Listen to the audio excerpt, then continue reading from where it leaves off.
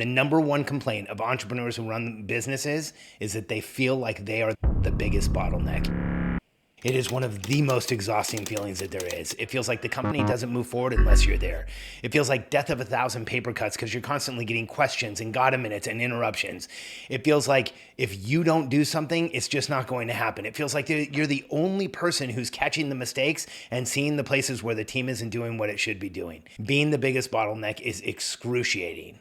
But in most cases, the reason you're the biggest bottleneck is you. I want to help you with a mindset shift from a mindset that's going to keep you as the biggest bottleneck to a mindset that's going to help you build a real company, build a team, and stop being stuck in the day-to-day of your business. Now, why is it that we as entrepreneurs consistently become the biggest bottleneck? Why do we get stuck in the tactics and the day-to-day in our business? There's actually a real psychological reason. If you think about when you started your business, what did it take to create success? If you're like me and you bootstrap businesses, if you're like me and you did it on your own at the beginning, you did everything to create success.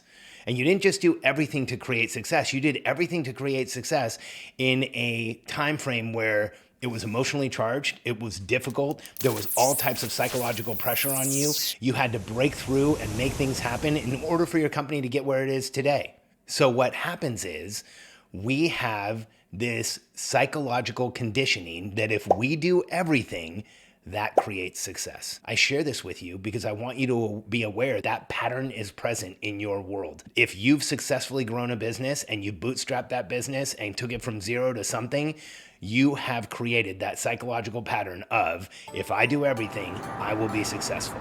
And I see this all the time, even with entrepreneurs who have large teams, where something comes up in the business and they'll say, oh, I got it. Or there's a challenge in the business and they dive right in to fix it. Or there's an issue with a team member and they run over to make it better. And what happens is we feel like we have to do everything. But here's the issue. Every time that the team has an issue and we say, I got it, we don't let them get it. We actually step in and disempower them from solving their own problems.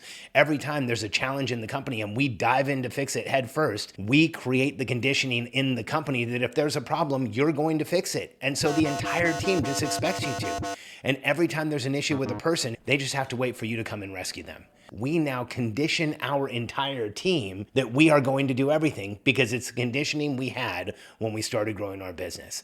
So here's how you step away from this. When there's an issue in your company, instead of diving in and fixing it, ask your team, what would you do? And listen to them. See if they can actually problem solve.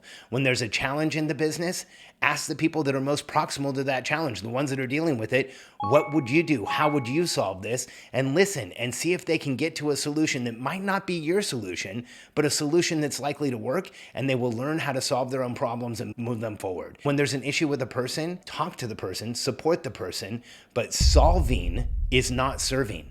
When we solve for someone, we take away their ability to solve in the future. So instead, when there's an issue, talk to the person, find out what's going on, ask them probing questions, and see if they can resolve it themselves.